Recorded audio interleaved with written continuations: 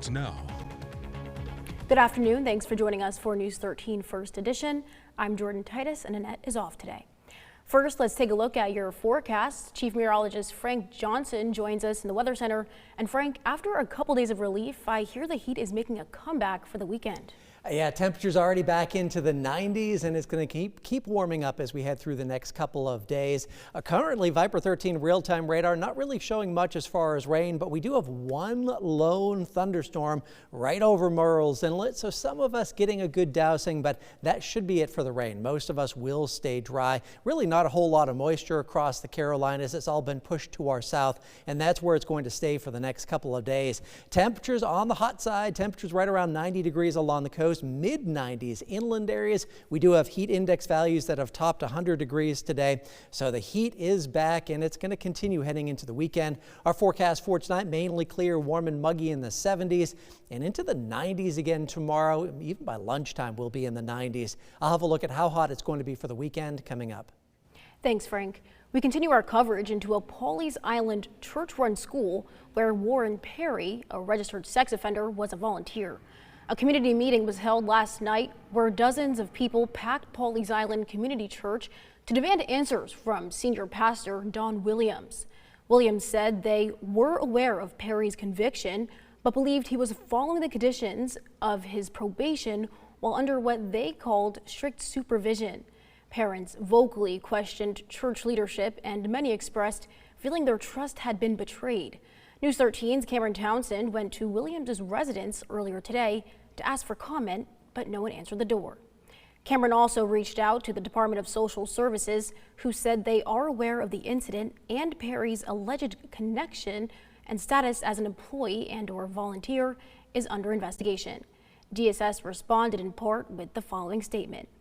As with any open investigation, DSS is unable to answer questions about the situation while it is being investigated, to not compromise the investigation as we work alongside our law enforcement partners. Coming up at 5, Cameron spoke with a faith-based victim services program coordinator and will share what they recommend when hiring faith workers. A news conference was held earlier this afternoon in regard to the hoarding case out of Georgetown County. More than 100 dogs were rescued from unlivable conditions at a property in the Wedgefield community last Thursday, which led to the arrest of Ralph and Kimberly Moody. Investigators also found 125 dead dogs at that same property. Sheriff Carter Weaver says he's never faced conditions like this before. I've never seen a case that affects at least 250 animals. I've just never been faced personally or professionally. So I think if I haven't been faced with it in 40 years, I think your everyday citizen hasn't seen anything like that, and that fuels the outrage, which there should be outrage. News 13's Morgan Baker will have more from this conference coming up tonight on your news at 5. We're also learning more about how technology helped investigators crack this case. Authorities say AI-powered license plate readers, known as flock cameras, played a key role in identifying the suspects. The system tracks license plates and vehicle details, allowing deputies to link more than 50 cases of dogs being abandoned over several weeks, leading them to Ralph and Kimberly Moody. But investigators were really able to use Flock's license plate reader technology to link the suspect's truck to one of the areas that dogs were being abandoned. And that investigative lead helped support the full investigation, really the application for a search warrant that allowed law enforcement to really make strides in this case and be able to take that suspect into custody. The surviving animals are being cared for at shelters across the Lowcountry. In Scotland County, deputies arrested 2 people in connection with a child abuse investigation involving a foster child. Deputies say 51-year-old Jerry Herndon and 42-year-old Tina Penaloza were both charged with felony child abuse by neglect and felony conspiracy following a 6-week investigation at a home on Marston Road. Herndon was also charged with felony possession of meth. Both are being held at the Scotland County Detention Center. Herndon on a $100,000 bond and Penaloza without bond. Count on us for updates as we work to learn more. And an Horry County Animal Rescue is appealing to County Council for a potential partnership. Kind Keeper Animal Rescue in North Myrtle Beach is offering up their spay and neuter unit in return for helping with staffing unit. News 13's Maddie Cottaspati joins us live from the rescue. And Maddie, why did they propose this partnership?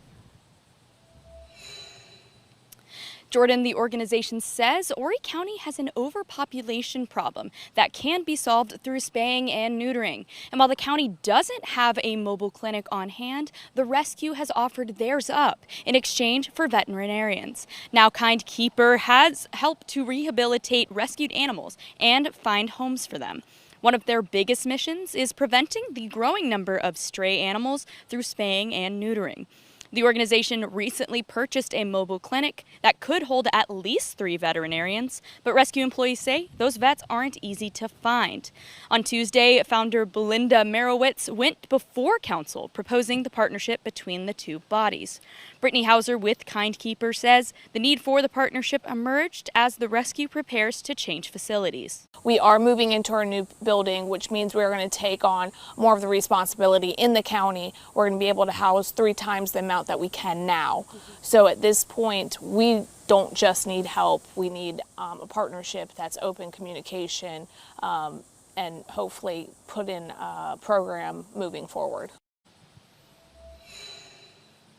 Now, I reached out to members of council for comment, but did not receive a response. Tonight at 6, I'll have more from Hauser on how the community has responded to the proposal. Live in North Myrtle Beach, Maddie Cottaspati, News 13. News 13 on-time traffic, sponsored by Joy Law Firm. Just call Joy. And traffic not too bad right now on 501 between CCU and Carolina Forest. Just the occasional slowdowns at the traffic lights. No problems right now on 544. Drive times along the Grand Strand on 501 from Carolina Forest to CCU. That'll take 16 minutes. 17 in both directions along the Grand Strand, moving a little bit slower than normal. Florence area looking okay. No problems in town right now. No issues on I-95. Currently on 95 from TV Road to 76. That'll take 9 minutes. Palmetto from 5 Points to Irby Street will take 5 minutes. And 52 from Palmetto to I-95 will take 7 minutes. Thanks, Frank. South Carolina health officials confirmed there have been cases in the upstate of an intestinal illness caused by a parasite. 8 of the 16 cases of cyclosporiasis in South Carolina are reported in Anderson, Greenville, Spartanburg, and Oconee counties. The Department of Public Health says most of the cases happened this month.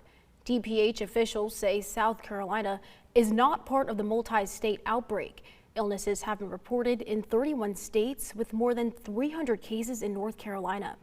We're told washing your hands regularly and washing fruits and vegetables before eating or peeling can reduce your risks. And the cyclospora outbreak has some people hoping it will get them to lose weight.